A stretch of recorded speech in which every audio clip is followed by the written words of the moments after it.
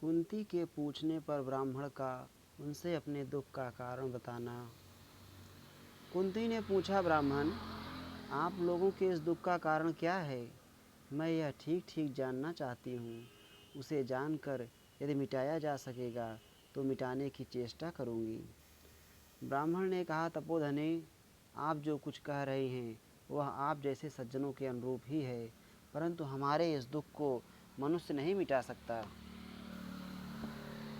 इस नगर के पास ही यहाँ से 2 कोस की दूरी पर यमुना के किनारे घने जंगल में एक गुफा है। उसी में एक भयंकर हिंसा प्रिय नरभक्षी राक्षस रहता है।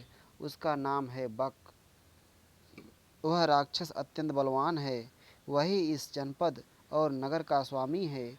वह खोटी बुद्धि वाला मनुष्यभक्षी राक्षस मनुष्य के ही मांस से पुष्ट हुआ है।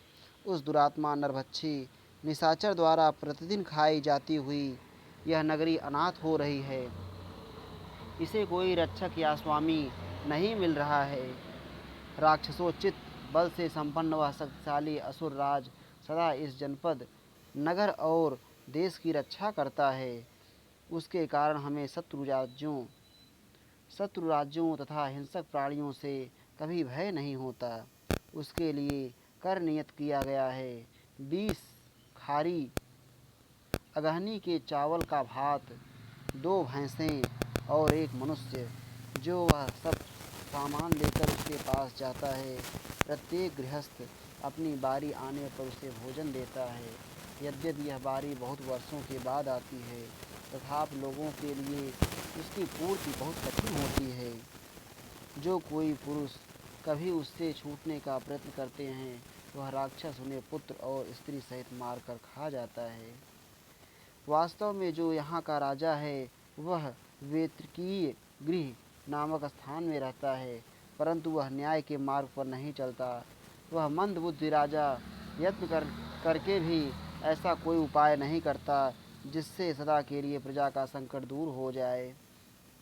निश्चय ही हम लोग ऐसा ही दुख भोगने के योग्य हैं, क्योंकि इस दुर्बल राजा के राज्य में निवास करते हैं, यहाँ के नित्य निवासी हो गए हैं और इस दुष्ट राजा के आश्रय में रहते हैं। ब्राह्मणों को कौन आदेश दे सकता है अथवा वे किसके अधीन रह सकते हैं? ये तो इच्छा अनुसार विचरने वाले पक्षियों की भांति देश या राजा के गुण देखकर ही कहीं भी निवास करते हैं। नीति कहती है, पहले अच्छे राजा को प्राप्त करे, उसके बाद पत्नी की और फिर धन की उपलब्धि करे।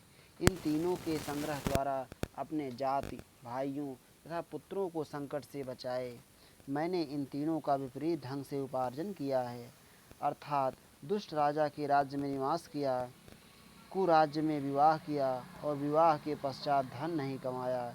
इसलिए इस विपत्ति में पड़कर हम लोग भारी कष्ट पा रहे हैं।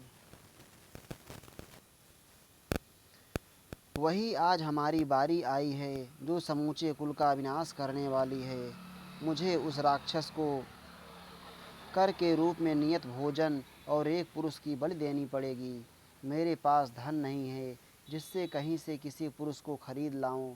अपने सुहृदों एवं सगे संबंधियों को तो मैं कदापि उस राक्षस के हाथ में नहीं दे सकूंगा। उस निशाचर से छूटने का कोई उपाय मुझे नहीं दिखाई देता, अतः मैं अत्यंत दुस्तर दुख के महासागर में डूबा हुआ हूँ। अब इन बांधव जनों के साथ ही मैं राक्षस के पास जाऊँगा, फिर वह नीच निशाचर एक ही साथ हम सबको खा जाएगा। इत श्री महाभारते आदि पर्वणि बकवध पर्वणि कुंती प्रश्ने एकोनखट्यधिक शततमो अध्यायः। इस प्रकार श्री महाभारत आदि पर्व के अंतर्गत बकवध पर्व में कुंती प्रश्न विषयक 159वां अध्याय पूरा हुआ। श्री राधा वल्लभ लाल की जय।